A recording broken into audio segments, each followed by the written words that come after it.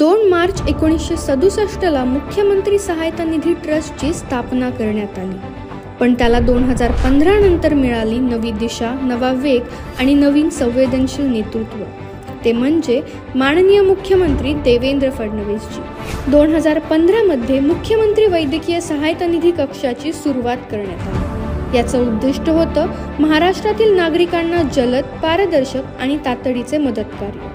माझा नातू ईशान माळी त्याला हृदयाचा प्रॉब्लेम होता आणि ते मुख्यमंत्री सहायतामधून मला मदत मिळाली आणि मी हे ऑपरेशन करू शकत नव्हतो। केवळ मुख्यमंत्र्यांच्या सहाय्यामुळे मी हे ऑपरेशन करू शकलो आणि त्यांचा मी सदैव ऋणी राहीन। मला एक मुलगी आणि एक मुलगा आहे।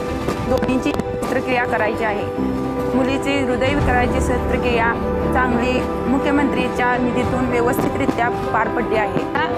1 वर्षापासून हृदयविकाराचा आजार होता, त्यामुळे आमची आर्थिक परिस्थिती नव्हती तिचे ऑपरेशन करण्यासाठी। मुख्यमंत्र्यांच्या निधीतून माझ्या मुलीला जे प्रोत्साहन मिळाले त्याबद्दल मी त्यांचे सततच्या आभारी आहे। हृदयाचं ऑपरेशन करायचं होतं, पण आमची तशी परिस्थिती नव्हती, पण तरी मुख्यमंत्री साहेबांच्या मदतीनं त्याचं ऑपरेशन यशस्वी झालेलं आहे।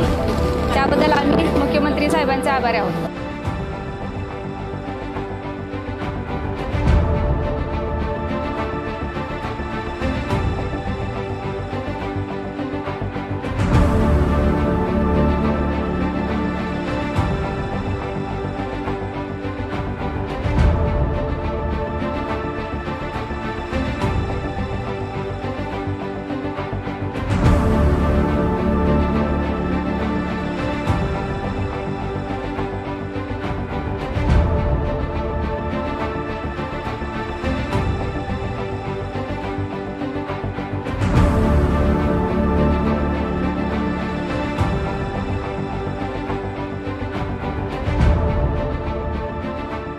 ही कामगिरी केवळ शासनाची नाही, ती संवेदनशील नेतृत्वाची आहे, माणसाला केंद्रस्थानी ठेवणाऱ्या दृष्टीची आहे आणि माननीय मुख्यमंत्री देवेंद्र फडणवीसजी यांच्या सातत्यपूर्ण प्रयत्नांची आहे।